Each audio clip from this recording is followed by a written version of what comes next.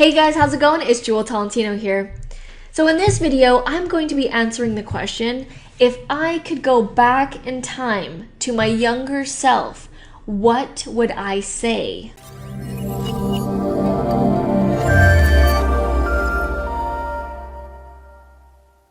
Alright guys, so I get asked this question about knowing what I know now, what would I say to my younger self? So I'm gonna have two pictures of me pop up on the screen, one when I was 4 years old and one when I was 5 or 6. And yes, that's a floral print blazer. That was my favorite blazer when I was that age, and I would pretend that I was a news broadcaster all the time. Alright, so if I were to go back in time to my younger self, knowing what I know now, what would I say? First thing I would say to myself is to relax, is to seriously relax, stop being so anal about everything, stop being so uptight, and stop having anxiety attacks. So when I was growing up, I used to be nervous about every single little thing. I used to be stressed about every little thing, especially in high school. I used to get stomach aches and stomach problems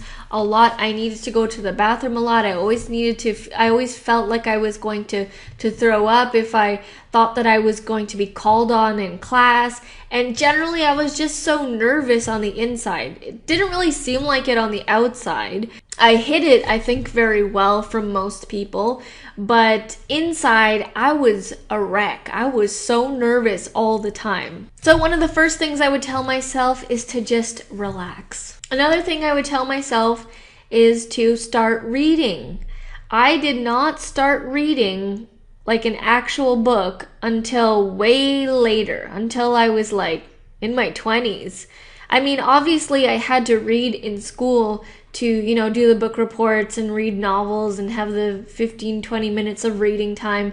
But a lot of times I was faking it. In class when you had to sit and you had to like read your book and stuff, I would just stare at the pages and turn them. I wouldn't actually be reading. And, I used to think reading was completely stupid. I thought it was a waste of time. I thought you couldn't get anything out of it. I thought reading made me dizzy. And I overall just did not enjoy it. And later I find out that I actually do like reading. I like reading stuff that I'm interested in. It was because I was reading things that I was not interested in. That's why I didn't enjoy it. Another thing that I would tell myself is I would tell myself to stop caring about what other people think. I used to be very paranoid about this and just really care about what people thought of me and act a certain way of how I thought I should act because I thought that's what they would want me to act like. Now I don't care. Now I just do whatever I feel like and act however I feel like. Another thing I would tell myself is to follow my passion and dreams early. I would tell myself that what you're learning in high school doesn't necessarily determine your entire life.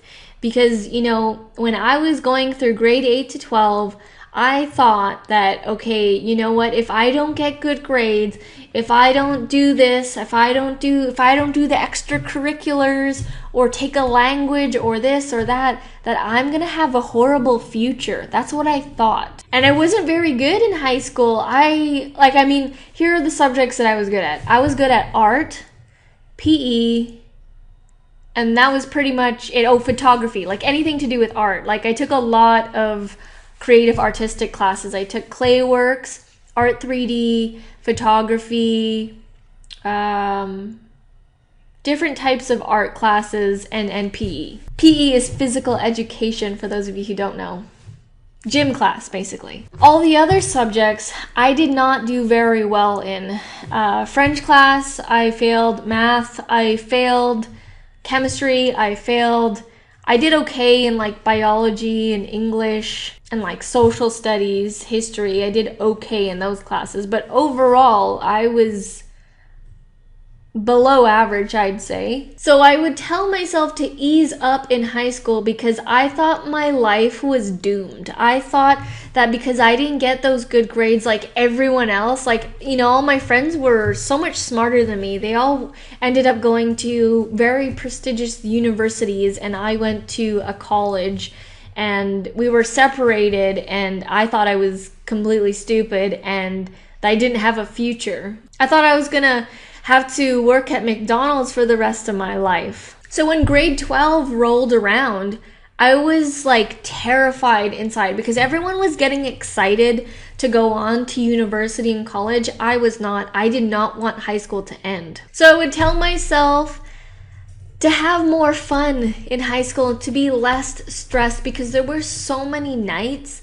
where I would cry because I didn't know how to do the math problems, or I couldn't do my French homework, and I would just be so down on myself. There were so many nights like that during high school, and I thought that meant that I didn't have a future. Like, I was literally terrified. I would also tell myself that it's okay that you don't know what to do in life by the end of grade 12. You see, I didn't really know what I wanted to do, so I just chose something because my parents chose it for me, and that's what I was encouraged to do. I was told I should be a nurse because you get paid a lot of money and you can relocate and travel anywhere in the world with that job. I had no passion for nursing.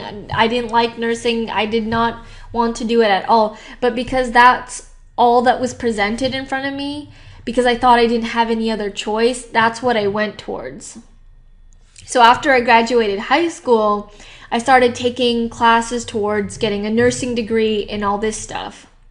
Long story short, that did not work out. Like the second or third year of trying to get into the nursing program, I just dropped out of college. And I dropped out not knowing what I was going to do. I just knew that I could not live this lie and do this anymore. I could not keep going towards the nursing path when I knew that it wasn't for me. I felt it in my soul, like in my passion. Like it was unbearable to go to class. I would tell myself that it's okay that you don't know what to do and that you'll eventually find it.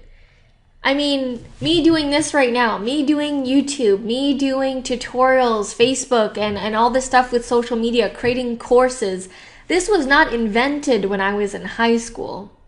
This stuff didn't exist. There was no Facebook yet. There was no YouTube yet. So you really don't know what's going to be happening. You know, like when I was in high school, like I never thought that I would be doing YouTube tutorials on a weekly basis. So you really don't know what's going to happen, and that's okay. That's what I would tell myself. It's okay if you don't know exactly what you're going to do. And that's basically what I would tell myself. These two pictures of me, I would tell that young, scared, nervous person that it's going to be okay. Have some more fun. Do what you love doing, and in the end, it's going to work out. So that is it for this video. I just wanted to share my experiences, and basically if I could go back, this is what I would say to myself. And you know what, if you're watching this and you don't know what to do in life and you're stuck, that's okay.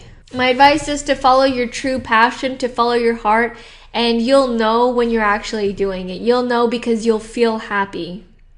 If you feel like crap and you're depressed and you're sad, then that's not what you're supposed to be doing.